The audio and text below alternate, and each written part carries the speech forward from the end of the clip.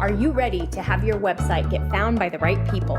Are you looking to rank at the top of Google so you get more traffic to your website? Are you ready to learn how to use SEO and content marketing to grow your organic traffic? If so, you are in the right place, my friend. Welcome to the Simple SEO Content Podcast, where I show you how to combine the power of SEO, search engine optimization, and content marketing to build your like, know, and trust factor with your audience, which allows you to get found by the right people and turn those visitors into buyers. No more frustration or confusion, and no more time wasted wondering if you're doing your SEO right. It's time to learn how to use SEO and content marketing to grow your business.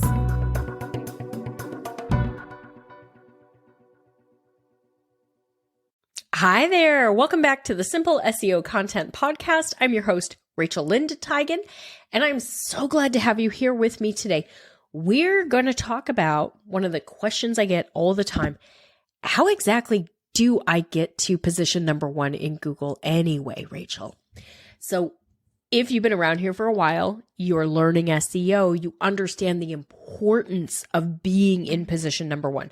As you know, the higher you rank on Google, the more traffic that you're going to get to your website, the more free organic traffic. Free traffic is really important because it helps you make more money in your business because you're not having to pay for Google or Facebook or another social media channel to send the traffic to you. You're earning the traffic by doing your SEO.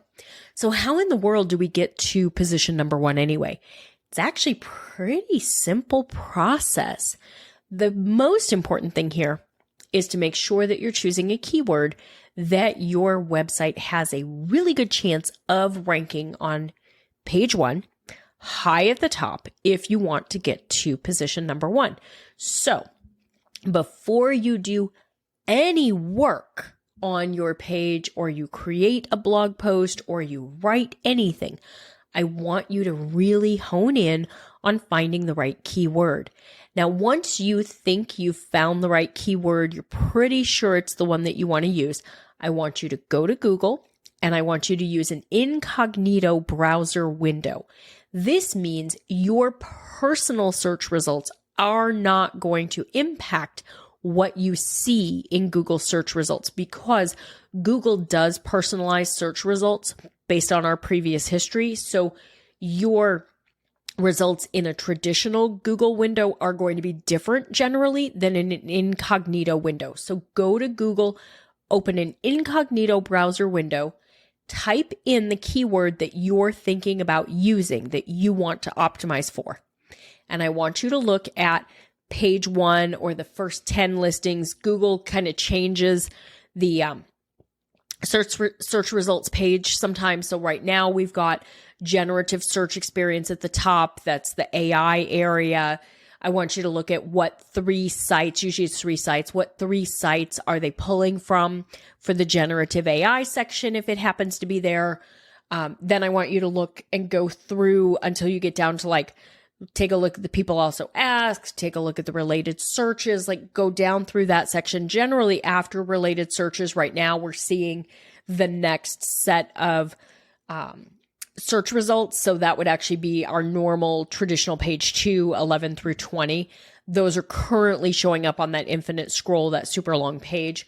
But I want you to look at what's between generative AI at the top to the related searches at the bottom. Count out a maximum of 10 listings. How similar are you to them? So are these websites that are very, very similar to you? They're local to you. They're small businesses. They're brands you've heard of. They're brands you've interacted with. They're your competitors. Maybe you're even there. If so, you're probably on a really good track and you probably are headed in the right direction. And this keyword is very likely going to be a good one for you. However, if you're looking here and all you see are big national brands or maybe big local brands, but they're really big compared to you, they're probably very authoritative in Google's eyes. They're ones where if they had a store, it would be at the mall and the main mall, or it would be at all the malls. Then, my friend, this is not going to be a good keyword for you because it's too competitive. You're not going to outrank these big national brands, these big super competitive websites, etc. You're not going to outrank them because in Google's eyes, you're not as authoritative as they are on this particular subject. So it's very unlikely that you will be able to outrank them.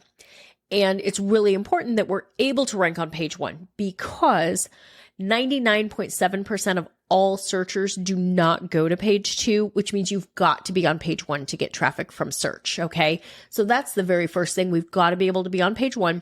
We've got to make sure that these are keywords that we can rank for. If you're seeing ones that are super competitive and you're like, okay, you're probably right, Rachel, I'm probably not going to be able to rank for this, then I want you to go back to the drawing board and look for an alternative keyword.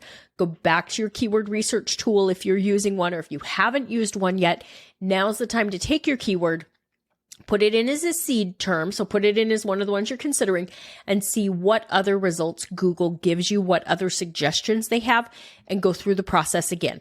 What you're looking for is the least competitive keyword with search volume.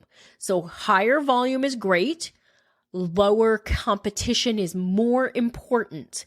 So the most important is how competitive and how much search volume. So the lowest competition with the highest search volume of those lower competition keywords. You're likely going to find that the keywords that you're targeting have very low search volume. And that, my friend, is okay.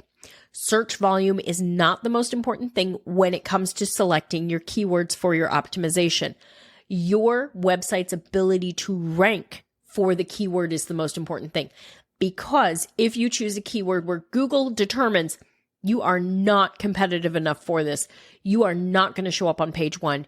You are not going to get traffic to it. You're going to end up back there on page 5, page 9. Nobody, even your mom, is going to give up before she gets to page 9.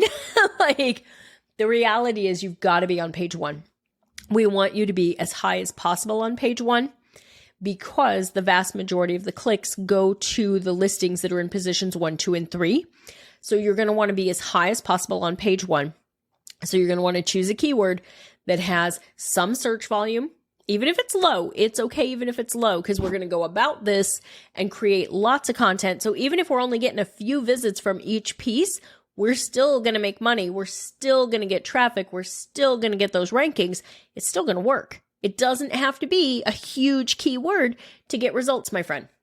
So we're going to choose that keyword. Once you feel confident you have chosen the right keyword, then I want you to use that keyword in all of the places that Google is going to look for information as to what your site is about, what your page is about. And I want you to follow Google's rules. First and foremost, you can use a keyword a maximum of 2 times on your website. So you need to write this down on your master spreadsheet and you need to keep track of it. And you need to make sure that you don't use this other than like one other page, because Google's only going to show you a maximum of 2 times, which means if you're using the same keyword on 10 pages, you're limiting yourself. You're limiting your potential reach to 2 pages instead of 10 pages with 10 different 10 different keywords. So choose your keyword. Now you're going to use that keyword in your title tag. You're going to write a title tag that is a maximum of 60 characters, including spaces, that uses your keyword. Then you're going to write a meta description. Again, using your keyword, maximum of 160 characters, including spaces. You're going to want to verify that these are correct. So you're going to want to write them out, go over to Word or Google Sheets, whatever you want, do a character count. So highlight your text for your title tag or your meta description, do a character count and include spaces. Keep your title tag under 60, your meta description under 160. You're going to want to write your content using your keyword in your content. You are not going to write to a specific keyword density score. No. You may see posts that'll tell you write to this keyword density score, use your keyword this many times. Do not do that. Google does not want you to do that. Google wants you to write for your audience. You are naturally going to use your keyword because your blog post is about your keyword. It is tied to it. So you're going to be fine. No keyword density scores, no writing 6 times, none of that. That's how we get really crummy content, and Google does not want that. Google wants great, high quality content. Then you're going to use your keyword in your header tags. Your header tags are the big font that separates the sections on your page. Google's going to look at those as another way of understanding what your page is about.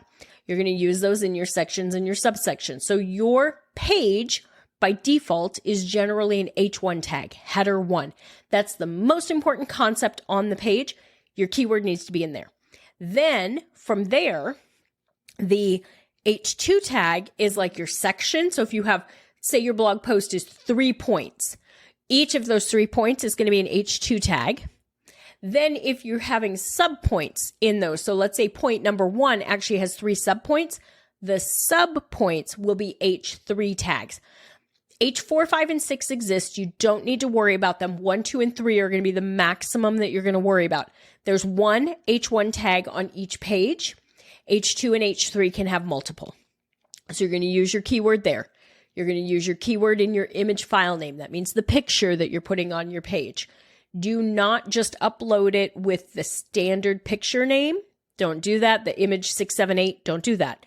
Go ahead and update it using your keyword and using the dash, the one that looks like the minus sign, in between each word, because Google reads those as a space, so Google will understand. Now, if you want a bonus, you can put your business name in there as well. So keyword dash keyword dash keyword dash business name. Dash, add multiple dashes if your business name is like mine and it's multiple words. This will then allow your images to show up when someone does a Google search for your business name. You'll allow it to look bigger and your images will show up. So like your blog post images, all of that will show up when someone searches for your business name. So it's another way to really own more of the real estate on the search engine results page. Go ahead and get my SEO content quick start guide. It's at the freebies tab on my website, etchedmarketing.com/freebies. It's going to walk you through exactly how to do all of this. It's going to give you a checklist on the very last page so you can make sure you've done what you need to do so that you can have the best chance possible of ranking in position number 1 on Google. If you're not sure how to choose the right keyword in the beginning, take my free class. It's there available on the freebies tab as well. Get started with that. It's going to walk you through, start to teach you a little bit more about this. And then join me in Simple SEO Content, where we can really do a deep dive on it and you can truly learn everything that you need to get results and to get you to page 1 consistently and on a regular basis. All right. Thank you so much for being here. Let me know if you have any questions. You can always DM me on Instagram at Etched Marketing Academy. I'll see you next week. That's all for today's episode of the Simple SEO Content Podcast. I want to thank you so much for joining me. Make sure you visit my website, etchedmarketing.com, and visit the freebies tab. Right there, you're going to find the SEO Content Quick Start Guide along with the free SEO class. So you'll have everything you need to know to get started with SEO and content marketing. Then do me a favor, if you wouldn't mind, if you would do a rating and a review of this podcast on your favorite platform. That would really help spread the message, and I do greatly appreciate it. If you have any questions, you can always DM me on Instagram at Etched Marketing Academy, and I will see you right back here next week.